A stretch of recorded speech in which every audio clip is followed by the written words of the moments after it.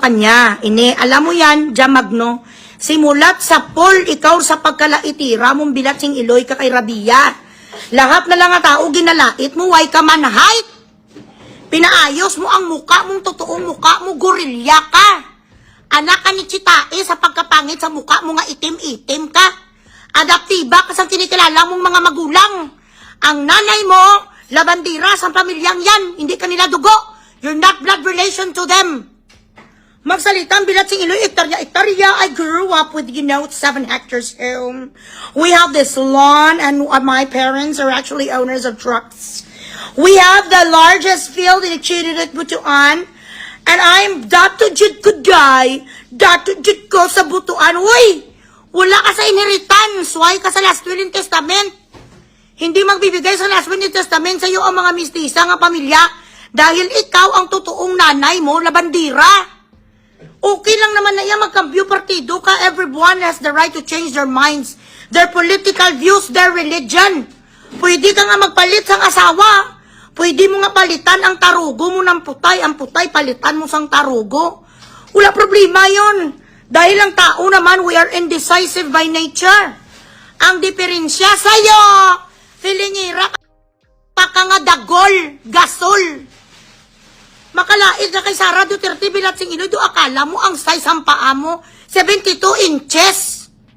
Isa na lang kapaligo, kapatid ka ni Mura kag ni Mahal. Ang totoo nga magulang mo si Dagol.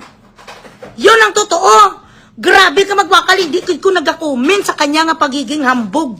Nga gusto ko na sa biradahon, do namit ko na, gusto ko na sa lampasuwin. Grabe sa hambog mang daot sa mga tao. My mom would buy a Gucci shoes or a Louboutin shoes just because we're going to, just because we're going to attend a party. She's going to buy 2 pairs, one for me and one for her. And she would buy me also a gown from Chiririt.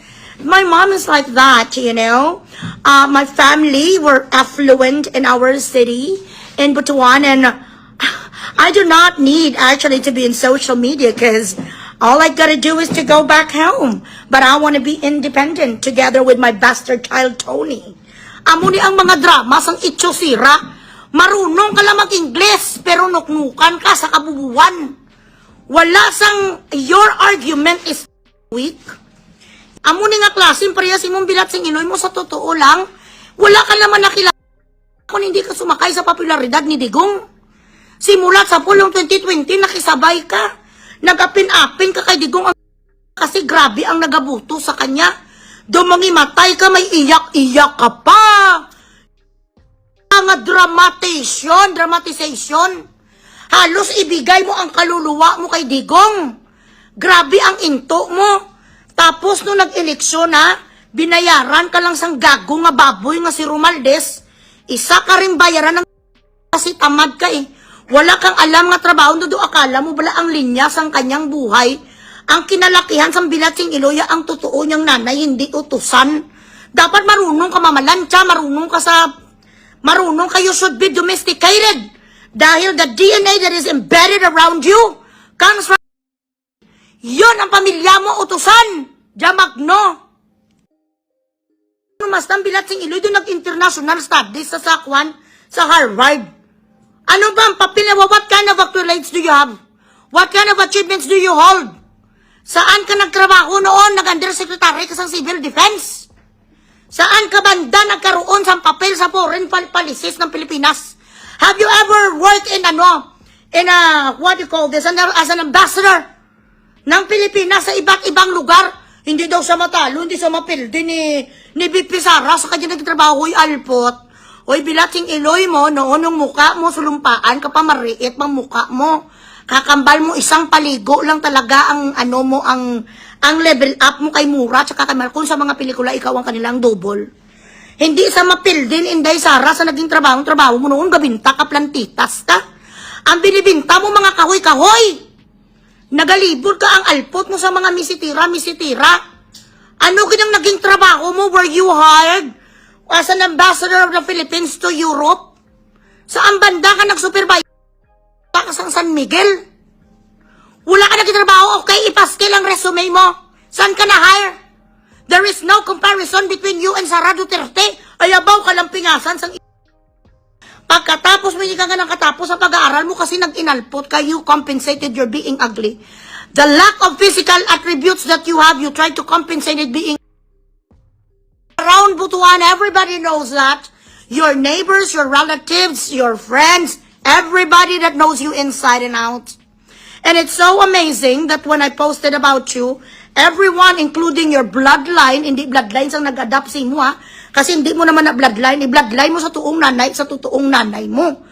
Nga, labandira, anong sabi nila, sa tagal-tagal napansin mo rin ang bubuwet. Sabi nila, mataas ka sang dapat ang pinaayos mo, ang paa mo, way katiil.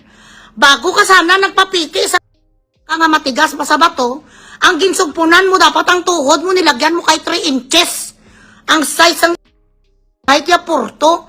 Para naman, ang mga tao, meron isa sang Napoleon, kuha lang tinatawag, Napoleon, what you call this? Symptom, anong ganit ng tawag nga, mga maliliit ning mga unano ni, pero ang kanilang asta, akala mo doon mga giant, feeling ngira, ang bilat sing iloyo. If it is not for the gong before, during the 2026, the 2016 election, no one would have known your existence. Isa ka lang gid nga murag palaka nga nakatayo ka lang, actually palaka ka eh. Ang pagkaliit mo palaka kapag gayon yan ang itsura mo pag tumayo ka, tumatayong palaka ka gasol. Ayan na naka-post na dyan ang bilisan nyo na, alis ako guys. Mamayang gabi may quiz ha. Ilang tarugo ang sinumpa ni Jam Magno Alpot Bigaon Undin? Sino ang nagabugaw sa kanilang magkakapatid na magkaroon ng dirty old man? Saan nila sinundo ang kanyang nanay na nakipag-date sa ibang lalaki nung sila'y maliliit pa? Bakit siya tinawag na anak ng labandera? Meron tayong exam mamayang gabi. Anong sakit ang meron kay Alpot Jam Magno? Anong lumalabas sa putay ni Jam Magno? Dapat masagot niya mamaya ang manalo may 1K. Yung na-witness po natin mga kababayan ay isang full display. Actually, hindi pa full display yan, ano? Yan po ay kumbaga parang pahapiyaw pa lang na ugali ng isang DDS, ng isang hardcore DDS. Yan pong kanyang pinanggagalingan ay dahil hindi niya nagustuhan, ano? Sa pagkakaalam ko, hindi niya nagustuhan yung mga naging statement ni Jam Magno patungkol po kay Sara Duterte. So kaya po naging ganyan yung kanyang mga content labang po kay Jam Magno. Kung titignan po natin yung mga content ni Jam Magno patungkol po kay Sara Duterte, binabatikos niya, yes. Pero kung ako po ang tatanungin nyo, hindi po na personal si Jam Magno ng kahit sinong DDS. Pero yung mga DDS hindi nagustuhan yung sinabi ni Jam Magno. Kaya ayan po, dumating po sila sa puntong na may personal po sila. So ganun po yung character nila, ganun po yung ugali nila. Wala pong respeto kahit sa kapwa nila babae. Imbis na sagutin na lamang or kontrahin yung sinabi ni Jam Magno, dumating sa punto na pati personal na buhay ni Jam Magno, pati body parts ni Jam Magno ay kung ano-anong pangmamak or pang-iinsulto ang ginawa. Hindi natin alam kung totoo ba yung mga pinagsasabi nito. Pero kung narinig nyo naman mga kababayan, kung ako po kay Miss Jam Magno, sampahan niya ng kasong libel or defamation. Dahil very evidente, pamimersonal at paninira, no? Yung sinabi niya kay Jam Magno. So sa akin po, gusto ko pong maunawaan nyo na ganun po yung kanilang karakter, ganun po yung kanilang behavior, ugali ng mga DDS kapag po napupuna o nababatikos ang kanilang mga iniidolo or sinusuportahan. Si Sara Duterte man yan or si Rodrigo Duterte. Kaya nga po, hindi makalabas-labas si Duterte sa ICC dahil nakikita po ng ICC kung paano tinatrato ng mga DDS yung mga biktima, yung mga pamilya ng biktima. Iniinsulto, sinisisi, victim blaming, hinaharas, tinatakot, at kung ano-ano pong ginagawa ng mga DDS nito sa mga biktima at sa pamilya ng mga biktima at sa mga testigo para hindi maging komportable, para matakot ang mga biktima ng EGK, yung mga pamilya nila at mga testigo. Kaya nga po, hindi makalabas si Duterte. Kitang-kita niyo pong ugali nila. Talagang sobrang worse na unacceptable na. Para po sa akin, unacceptable. Kapwa niya babae, ganun na lamang niya bastusin. Pero, tinignan ko naman yung mga content ni Jam Magno. Wala po akong nakitang content na ginaganan ni Jam Magno itong babaeng ito, mga kababayan. So, sana po maunawaan natin, ano, sobrang diehard na at talaga namang para po sa akin, hopeless na po ang mga ito. Kanina nga po nakikinig ako sa isang TikTok live at talagang may nagtanong doon na kakilala ko doon sa live, naka-up siya. Tinanong niya kung ma-convict ba si Duterte at mapatunayan nagnakaw si Sara, susuporta pa rin ba sila? Ang sagot ng mga DDS, oo, susuporta pa rin sila sa mga Duterte. Ganun na po sila ka-worse at ganun na po sila ka-hopeless mga kababayan. Kaya wala na tayong aasahan sa mga yan. So sana nga magsampa ng kaso si Jam Magno, no, sa ginawa nito sa kanya. Dahil hindi po biro yan defamation at paninira po in my opinion. So kayo mga kababayan, ano pong masasabi nyo sa pinakitang ugali ng DDS na ito? Ilagay nyo po sa comment section at magkita-kita po tayo sa susunod kong video. Salamat po.